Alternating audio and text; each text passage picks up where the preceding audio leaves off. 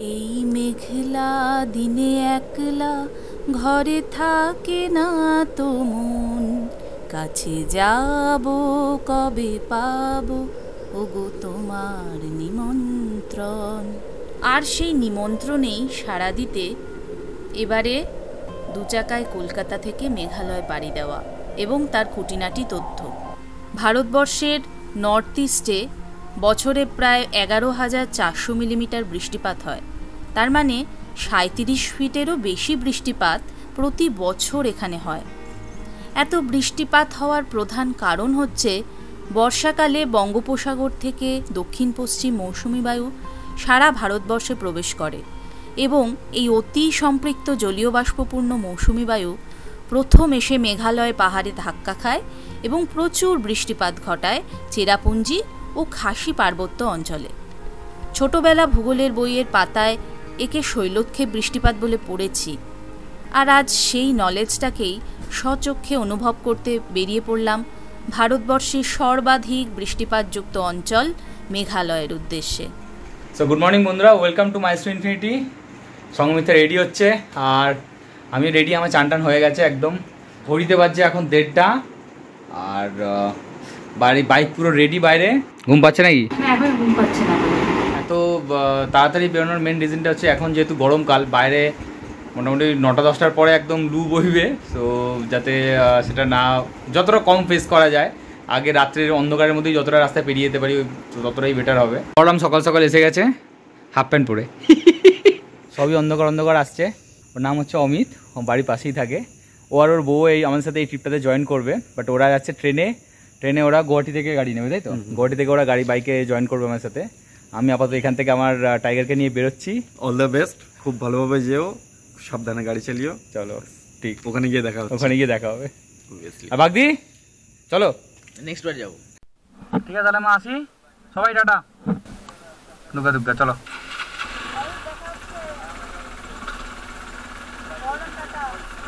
Tata মা, আসছি। চলো তাহলে বেরিয়ে পড়ি মেঘেদের রাজ্য মেঘালয়ে।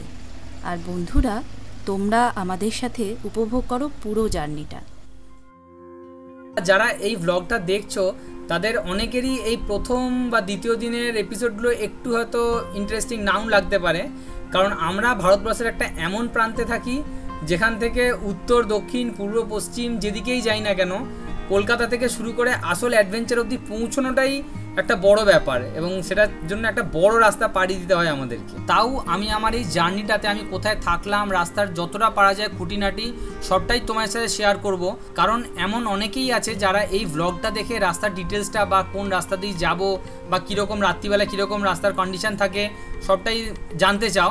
তো তাদের জন্য আমি যতটা পারলাম ডিটেলস শেয়ার করলাম। দেখো, আমি থাকি হচ্ছে মধ্যমগ্রাম, আর এখান থেকে কৃষ্ণনগর যাওয়ার মোট 3টে রাস্তা আছে।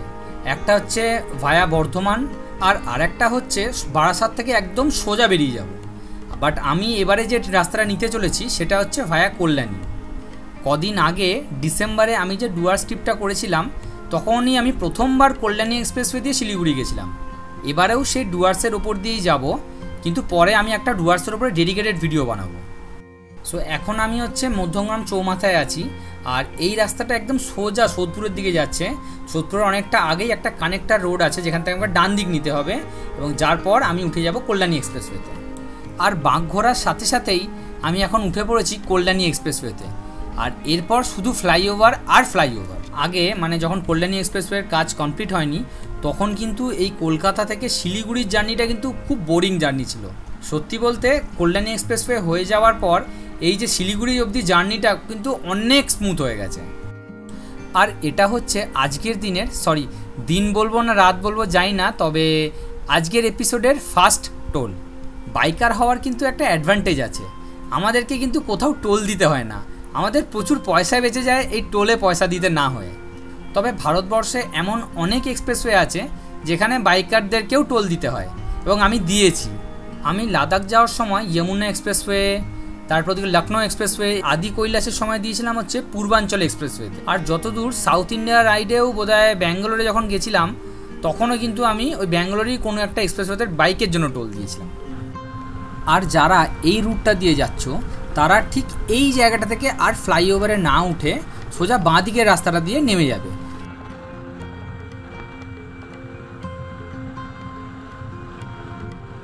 এই যে ডান দিকে যে রাস্তাটা যাচ্ছে কৃষ্ণনগরের জন্য আমাদেরকে এই রাস্তাটাই নিতে হবে। এটাকে যতদূর মনে কাঁচরাপাড়ার মোড় বলে, আবার অনেকে এই বিবেকানন্দর যে মূর্তিটা দেখতে পাচ্ছ এর জন্য একে বিবেকানন্দ মোড়ও বলে।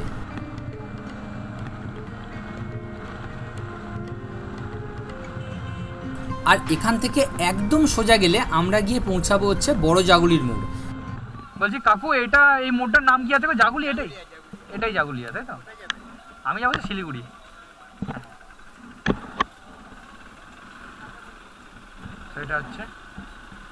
এটা হচ্ছে জাগুলিয়া। আমরা যদি মধ্যমগ্রাম দিয়ে বারাসাতে আসতাম হেলাবরতলায়, তাহলে আমরা এই রাস্তাটাতে আসতাম। এখান থেকে একদম কৃষ্ণনগর হচ্ছে একদম সোজা। আর আজকের এটা হচ্ছে সেকেন্ড টোল প্লাজা। জানি প্রতিবারই টোল প্লাজাকে গোনা শুরু করি আমি, তারপর কোথায় যে কি হয়ে যায় কিছু বুঝতে পারি না। আচ্ছা, আমাদের এখানে ক্যামেরা আসছে কি না, তবে ভালো কুয়াশা আছে। গরমকালেও কুয়াশা, কি অবস্থা। চারপাশের ব্যস্ত শহরটা একদম নিস্তব্ধ, সবাই আচ্ছন্ন এক গভীর নিদ্রায়। আর সেই অন্ধকারের বুক চিরে আমি, সঙ্গমিত্রা আর আমার প্রিয় বাহন টাইগার এগিয়ে চলেছি। এই অন্ধকারে দেখানোর মতো আর কিছু নেই, তাই ক্যামেরাটাকে বন্ধ করছি। যদি কিছু আপডেট থাকে তাহলে নিশ্চয়ই দেখাবো, না হলে দেখা হচ্ছে একদম সকালে।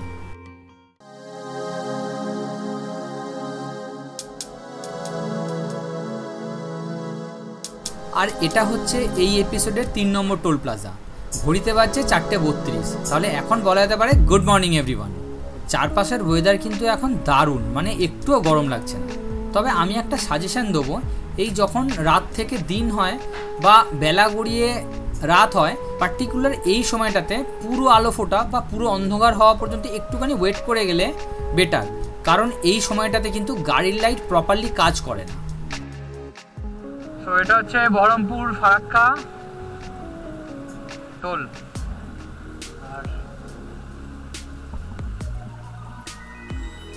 ঘুরতে পারছে 6টা। আর এটা হচ্ছে সেই বিখ্যাত আয়রন ব্রিজ, যেটা কিনা বহরমপুর টু ফারাক্কা এক্সপ্রেসওয়ের উপরে পড়ে। তবে আমি এটা দিয়ে যখনই যাই না কেন দেখি ওই দিকের লেনটা বন্ধ, শুধু এইটা দিয়েই মানে এক এক করে গাড়ি পাস করছে।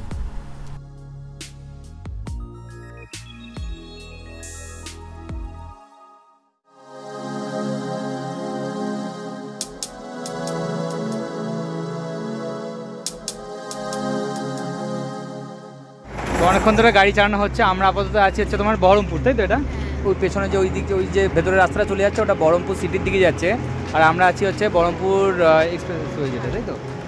দারুণ লাগছে খুবই, রোদটা ওঠেনি তাই ভালোই লাগছে। চারদিকটা বেশ ঠান্ডা ঠান্ডাই আছে। আর কি ঘুম পাচ্ছে নাকি? একটু পাচ্ছিল, এখন পাচ্ছি। তো এই হচ্ছে কি, আবার রাস্তায় দেখা হবে, ভালোই লাগছে। অনেকদিন পর দুজনে বেরোলাম, অনেকদিন পর আবার আমরা দুজনে একসাথে বেরোলাম, তাই তো? পেট্রোল ইন্ডিকেটরের কাঁটাটা সোজা 5 দাগ থেকে নেমে 2 দাগে চলে এসেছিল, তাই আর কাল বিলম্ব না করে ফার্স্টেই ওটাকে পুরো ফুল ট্যাঙ্কি করলাম। আমি সাধারণত খুব চাপে না পড়লে ট্রিপের সময় বাইকের কাঁটাটা কখনোই হাফের নিচে যেতে দিই না। আমার চারপাশে এখন শুধু আম আর আম, চারপাশে আম, যেদিকে দু চোখ যাচ্ছে সেখানেই আম। তো খাওয়া দাওয়া হয়ে গেছে, বাড়ি থেকে পরোটা আলুদম নিয়ে এসেছিলাম, খেয়ে ফেললাম।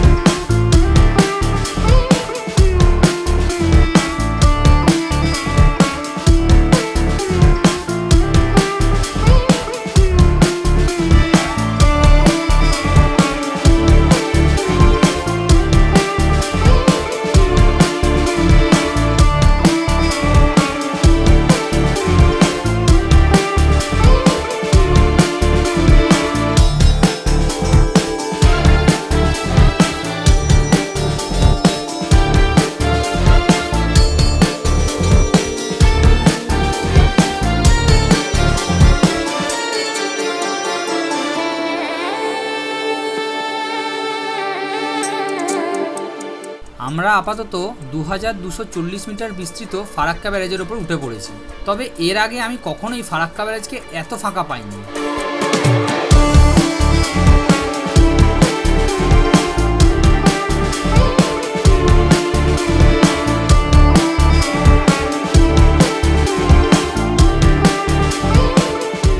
পঞ্চাশ এবং 60-এর দশকে কলকাতা বন্দরের কাছে অবস্থিত হুগলি নদীতে পলি জমা একটা বড় সমস্যা ছিল, আর এই পলি ধুয়ে পরিষ্কার করার জন্যই ফারাক্কা ব্যারেজের নির্মাণ করা হয়েছিল। এই ব্যারেজের ওপর দিয়েই গেছে NH-34 আর ট্রেন লাইন একদম পাশাপাশি, যা কিনা শুধুমাত্র উত্তরবঙ্গ আর দক্ষিণবঙ্গকেই কানেক্ট করছে না, টোটালি উত্তর পূর্ব ভারতকে গোটা ভারতবর্ষের সাথে কানেক্ট করতে একটা বড় রোল প্লে করছে। আর এখানে আছে টোটাল 109টা লক গেট। বাঁ দিকে চলে যাচ্ছে সেটা হচ্ছে মালদা টাউনের ভেতরে, আর এই রাস্তাটা যাচ্ছে হচ্ছে আমরা ধরলাম হচ্ছে মালদা বাইপাস। এরপরে আসবে হচ্ছে রায়গঞ্জ, এখান থেকে মোটামুটি 71-74 কিলোমিটার মতো হবে। বাইপাস করে মালদাকে পেরিয়ে এসেছি, এখন রায়গঞ্জের দিকে যাচ্ছি। রায়গঞ্জ এখান থেকে আরও মোটামুটি কত 74 কিলোমিটার মতো আছে। আর ও বলছিল ঘুম পাচ্ছে, চেনটাও একদম ড্রাই হয়ে গেছিলো, কী জানি গরমের জন্য না কি জানি। তো চেনটাকে লিউপ করলাম, চা খাচ্ছে, আমি স্প্রিং খাচ্ছি, আবার বেরিয়ে যাবো খানিকক্ষণের মধ্যেই। এখন আমরা যাচ্ছি ডালখোলার দিকে। ডালখোলা মোটামুটি এখান থেকে 46 কিলোমিটার মতো বাকি। তো রাস্তার দুপাশেই প্রচুর ভুট্টা হয়েছে, প্রচুর ভুট্টা। এই দূর দূর অব্দি যতদূর দেখতে পাচ্ছি শুধু ভুট্টাই আর ভুট্টা। আর এখন ঘড়িতে পাচ্ছি হচ্ছে 1:45। আমরা ইসলামপুর থেকে মোটামুটি 20-30 কিলোমিটার হয়তো দূরে আছি। আর ভারত পেট্রোলিয়ামে একটা পেট্রোল পাম্পে দাঁড়িয়ে পড়েছি। দাঁড়িয়ে পড়ে খাবার ছিল, লাস্টটা এখানেই সেরে ফেললাম। এরপর সবাই শিলিগুড়ি ঢুকবো। আমার তো আমার লাগছে বলো গরমে?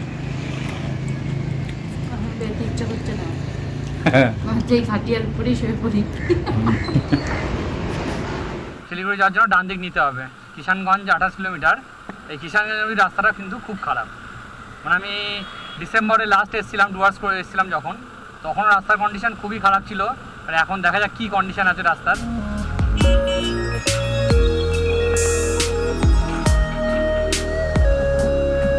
রাইট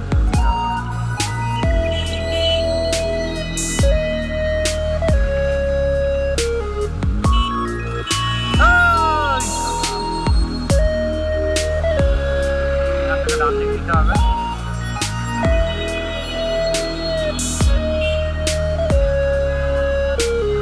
সেই রাস্তা, এটা আগেরবার আমরা একদম রাত্রিবেলা বেরিয়েছিলাম, মনে আছে তো?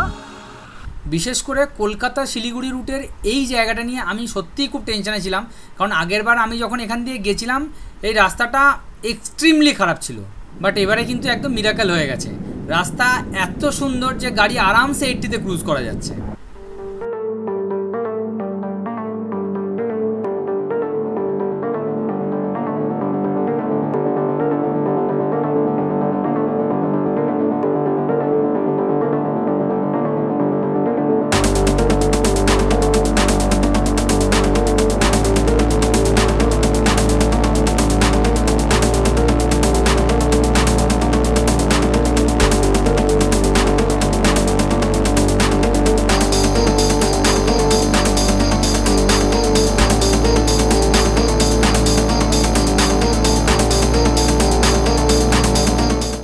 So welcome to Mahananda barrage.